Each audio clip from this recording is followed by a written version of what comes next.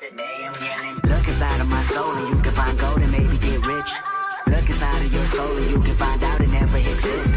I can feel the changes. I can feel a new life. Hey guys, Jack here and welcome back to another video on my channel. Now, as you can tell by the title of this video, it's called How I Make My YouTube Videos. So last week on my channel I brought out the last episode of Building the Ultimate Room. I showed you guys the setup and everything. So you pretty much know everything that I use to make my videos, like as in my PC wise, my monitor wise, and how I've made it look. But you don't actually know what programs I use, you don't know what camera I use, you don't know what mic I use, so I thought I would take this opportunity to let you guys know. So I have done a video in the past called How I Edit My YouTube Videos. I'll leave a link to that in the description. It basically goes through the editing software that I use and how I use it. That'll be in the description for you to check out. I thought today I would primarily let you guys know about some equipment that I've used in the past, equipment that I use now to record my videos, and also editing equipment that I've used in the past and that I use now, and thumbnails equipment, and so on and so forth. So straight away I'm going to jump onto my phone camera and I'm going to show you exactly what I'm recording with right now. Straight away, sorry that my phone camera's not the best. As you can probably tell, this is why I don't record with it. Straight away up here, I've got a light that basically just shines down on my face. It was really cheap. I'll put a link to it in the description. I got it for Christmas, I think, off my mum.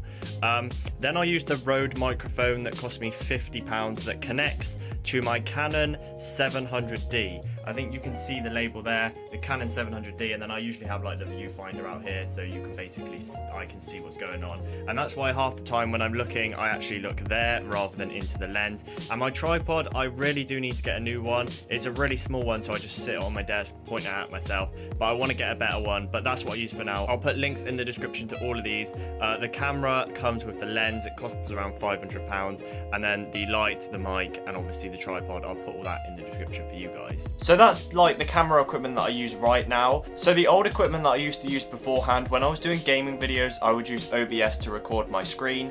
OBS has a great feature where you can also add like a webcam recording, and I use the Logitech C270, I think this is called. I'll leave a link in the description. It's a really cheap camera. It costs around £30, whereas the C920 costs around, I think it's like £70–80. Now it might be 50, it might be discounted, I'm not sure. But this is £30. If you don't want to go for the most high end and a decent quality, then go for this because it really does work. I didn't even pay for this. I think literally before I started doing YouTube, my mum already had it for like Skyping people in different countries, like family in different countries and stuff. So I already had it, so I didn't have to go out and buy it, and that's why I used it. In terms of microphone, I have always used, I don't know why I said always so many times then. I've always used the Blue Snowball. Now, my Blue Snowball cost me £18 because I got it second hand off like a site, but usually they are around £50 to buy. Now, is that good for the quality?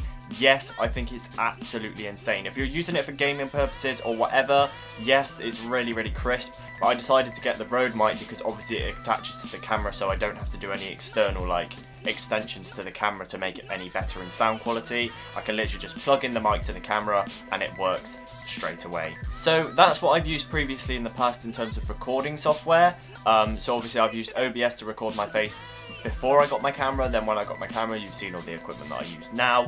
I'm going to take you into like my thumbnail creation side and like video editing creation side. So just a quick little talk here. I'm not sure if you can see this screen. I will do a close-up again afterwards.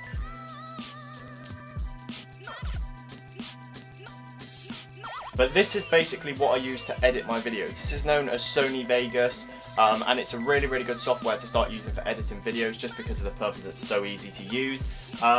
You do have to pay for it.